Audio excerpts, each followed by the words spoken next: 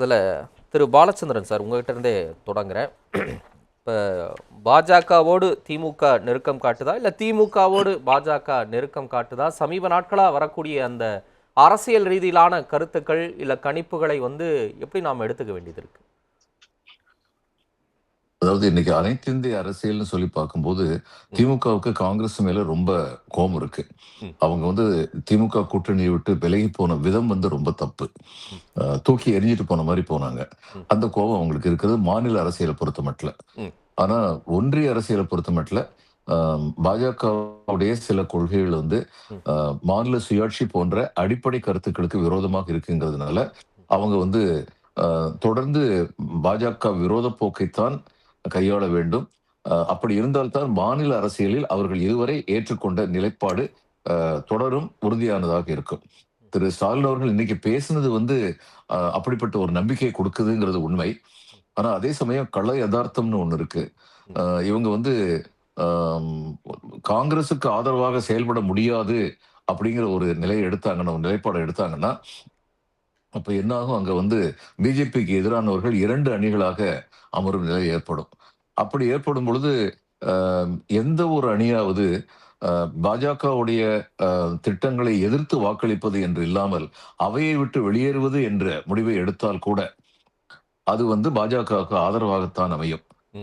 இன்னைக்கு திரு ஸ்டாலின் அவர்கள் சொல்றது நிச்சயமா அப்படிப்பட்ட ஒரு நிலை எடுக்க மாட்டாங்கங்கிற ஒரு தோற்றத்தை உருவாக்கி இருக்கிறது.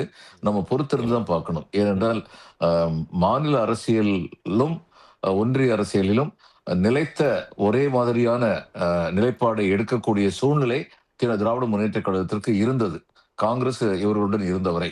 இன்று அது சற்று மாறி இருக்கிறது என்பது உண்மைதான். சிதம்பரம் அவர்கள் சொன்னார்கள், தேசிய அளவில் தாவேகா, காங்கிரஸ், திமுக அனைவரும் ஒருங்கிணைந்து பாஜகவுடைய கொள்கைகளை எதிர்த்து அரசியல் செய்ய வேண்டும் என்று. கேரளாவில் அப்படிப்பட்ட அரசியல் சூழலை ஏற்கவே இருக்கிறது. கேரளாவில் காங்கிரசும் மார்க்சிஸ்ட் கட்சியும் ஒன்றுக்கொன்று விரோதமாக அரசியல் செய்கின்றார்கள் மாநில அளவில். ஒன்றிய அளவில் அவர்கள் ஒருங்கிணைந்து செயல்படுகிறார்கள். இங்கு எப்படி செயல்பட போகிறார்கள் என்பதை பொறுத்துதான் பார்க்க வேண்டும். வேற வழி இல்ல அவங்களுக்கு.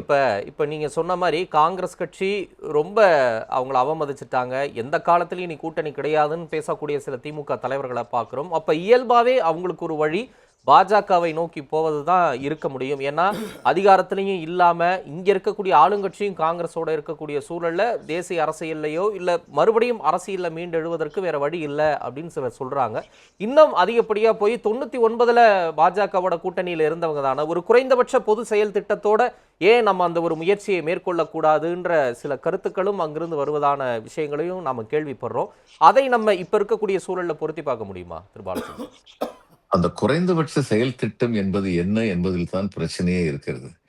பாஜகவுடைய குறைந்தபட்ச செயல் திட்டம் சிஏஏ ஏற்றுக்கொள்ளப்பட வேண்டும் என்பதுதான். சிட்டிசன்ஷிப் அமெண்ட்மெண்ட் ஆக்ட் அது ஏற்றுக்கொள்ளப்பட வேண்டும் என்பதுதான்.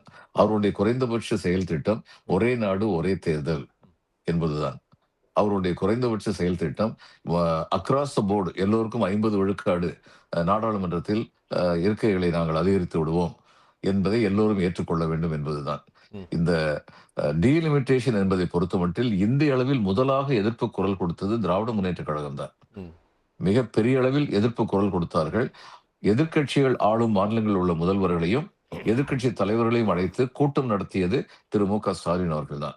அதன் பின் அவர் ஒரு கடிதமும் எழுதினார். அந்த கடிதத்தில் மிக தெளிவாக பிரதமர் குறிப்பிட்டார், இது சம்பந்தமாக தங்களுடன் கலந்து பேச ஆவலாக இருக்கின்றேன், அப்பாயின்மெண்ட் கொடுங்கள் என்று கேட்டார். அந்த அப்பாயின்மெண்ட் கொடுக்கப்படவே இல்லை.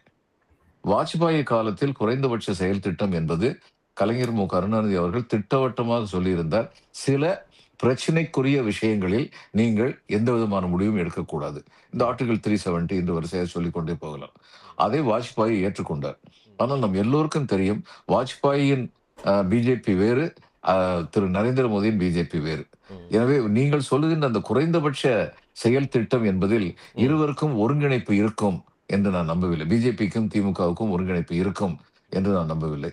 இன்னொன்று, அரசியல் சூழ்நிலையின் காரணமாக காங்கிரஸை எதிர்த்து அரசியல் செய்ய வேண்டும் என்ற நிலைப்பாடை திராவிட முன்னேற்ற கழகம் எடுத்தால், அதன் காரணமாக பிஜேபியை திராவிட முன்னேற்ற கழகம் ஆதரித்தால், அடிப்படையான விஷயங்களில் இந்த சிஏஏ ஒரு ஒரு நாடு ஒரு தேர்தல், ம். தொகுதி மறுசீரமைப்பு, இப்படிப்பட்ட அடிப்படையான விஷயங்களில் இதுவரை அவர்கள் எடுத்த நிலைப்பாட்டிலிருந்து மாறுவார்கள் என்றால் தமிழக அரசியலில் அவர்களுடைய செல்வாக்கு சரியும். இதுதான் உண்மை.